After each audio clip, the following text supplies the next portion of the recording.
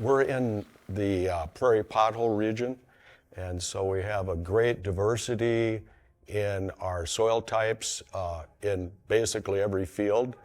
And very early on, we noticed we had areas of our fields that we either couldn't plant on a regular basis or they didn't seem to perform well.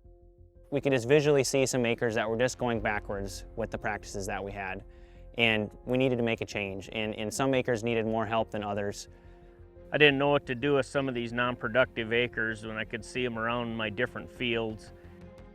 I think it's pretty common in this area for 10 to 15% of a field is highly unprofitable, like a loss of over $100 to $200 an acre. And once you see those numbers, it's just simple. A lot of these areas are poorly drained, so you have a lot of saline or saline sodak soils. And you put the permanent grass in, and those spots disappear in like 3 or 4 years. If you look at all these soils in the eastern part of South Dakota, all our soils have salts in them. They've been there forever. They've been there since the glacier left. Prior to the 1990s, the majority of them salts are sitting down there 2, 3, 4, 5, 6 feet plus. Really were very little or no issue on production agriculture. But what happened in the 1990s, as soon as we raised that water table, guess what came with the water table? Came the salts. And as that water table continued to raise and raise and raise in the 1990s on a wet year after wet year after wet year, we just slowly moved these salts up to the surface. You know, all soils are not created equal, and we're identifying the soils that aren't suited for crop production on a long-term basis because they do not provide a net return. And so we help them find options other than cropping. And most always it's a perennial seeding that we use to turn those areas around.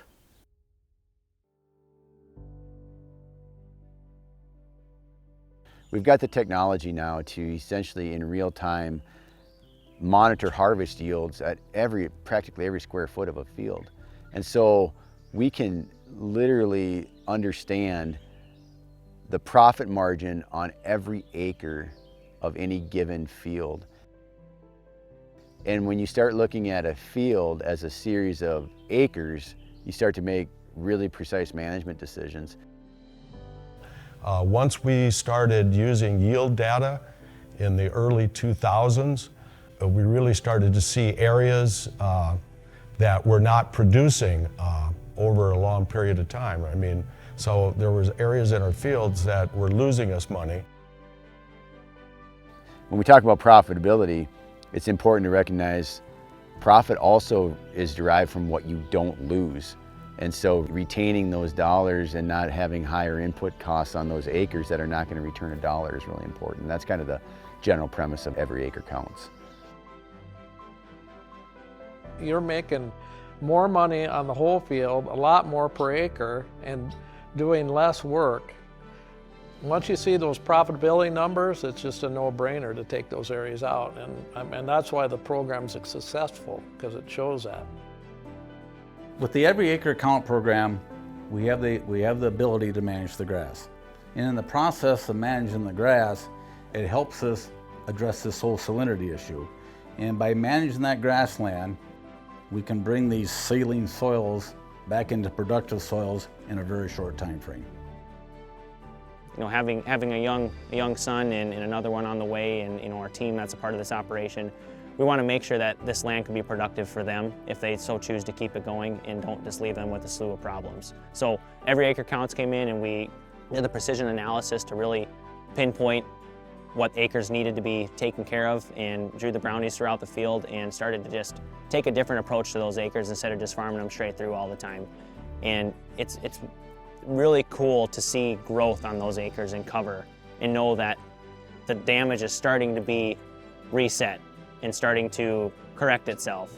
And over time, we hope we can go back to a cropping system again.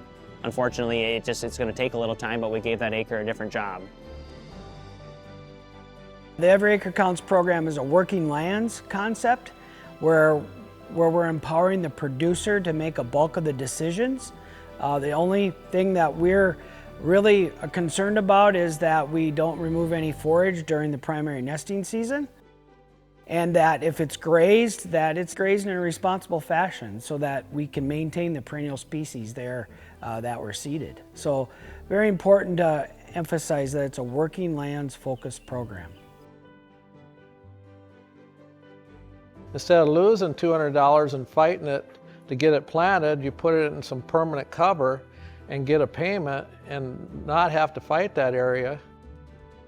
In addition to profitability on the farm, those that have livestock, they can use that to augment their livestock production with food, feed and forage. But then there's the additional benefits, improvements in soil health, improvements in water quality, and lastly, the wildlife.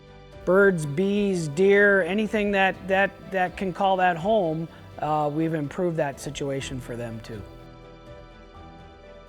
And it's a win-win, and it's a win for wildlife, win mainly for profitability, and win for the environment because you have grass growing on these areas.